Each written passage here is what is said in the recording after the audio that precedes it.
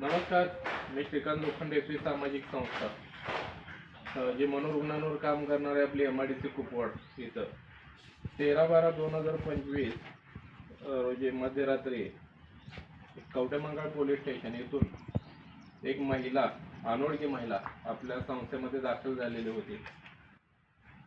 तिचा आज आपण शोध घेतला. तिचे नातेवाईक येवला ह्या बाजूला एक खेडगाव आहे, तिथं मिळून आले.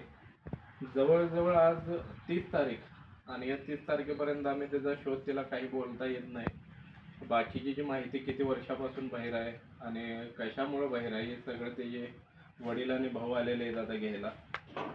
त्यांना बाकीचं जे काय असेल ते विचारू. ते थांबा जरा, सांगा पूर्ण. श्री आर्या साराम सोनावणे. बरं, आता जिला घ्यायला आलाय ती तुमची कोण आहे? मुलगी. बर, तिचं काय लग्न वगैरे? लग्न करेल. हा, लग्न होईल. बर. आता तुम्हाला कोणाकडनं माहिती मिळाली की आमच्याकडे आहे म्हणून? ते आता ते व्हॉट्सअपला फोटो आले ना, बर, नंबर बिंबर, मग त्या आमच्या गावचे पोलीस पाटील त्यांनी मग त्या फोनवर इकडं कॉन्टॅक्ट केलं.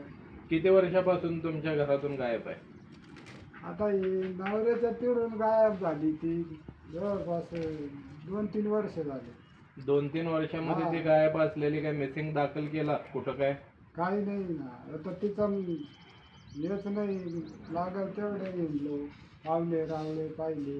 आज तिच्या घरच्यांना म्हणजे शोधण्यासाठी इतका आम्हाला म्हणजे त्रास घ्यावा लागला, कारण येवला पोलीस स्टेशन, तिथून परत पोलीस पाटील सांगता तर काहीच येत नाही. बाकी आणि काही गावाची नावं सांगितली तिकडं आणि विचारलेलं आणि हुडकलेलं वेगळंच. पण कुठं तर चुकी म्हणजे काय की घरातून एखादी व्यक्ती मिसिंग जर असेल किंवा निघून गेली तर मिसिंग दाखल करत नाहीत. आणि अशा लोकांमुळं आपल्याला जी समजा सापडलेली व्यक्ती तिला हुडकणं जर सांगत नसेल तर इतक्या अडचण येत्या. त्यामुळं प्रत्येकाला या व्हिडिओच्या माध्यमातून सांगतोय, आपल्या घरातून एखादी रुग्ण जर बाहेर पडलं तर मिसिंग दाखल करा. तुम्ही मिसिंग न दाखल करण्याच्या मागचं कारण काय?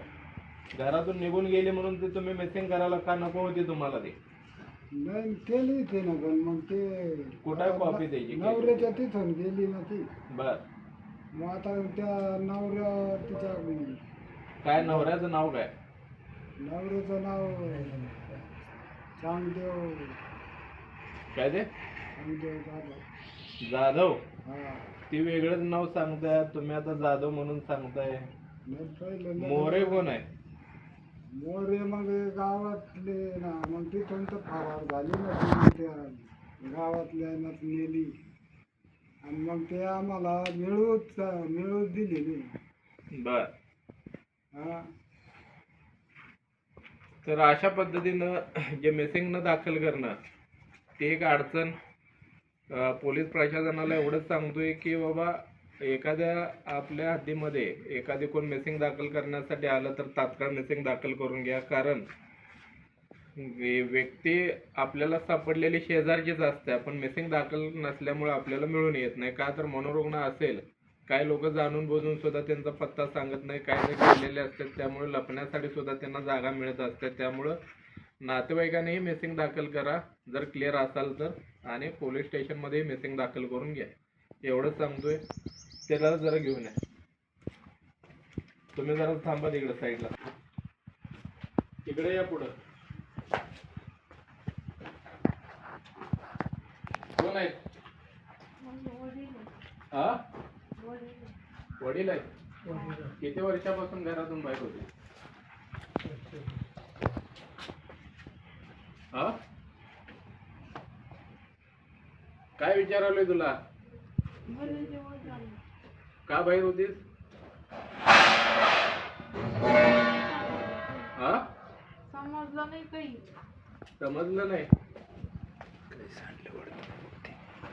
तिकडनं घे पूर्ण.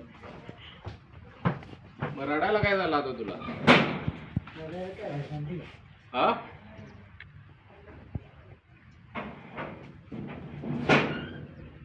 रडतीस का? वडीलच आहेत ना? हा. मग त्यांना सोडून का बाहेर पडल्या त्या इकडं त्या साईडला इकडे इकडे चालू साईडला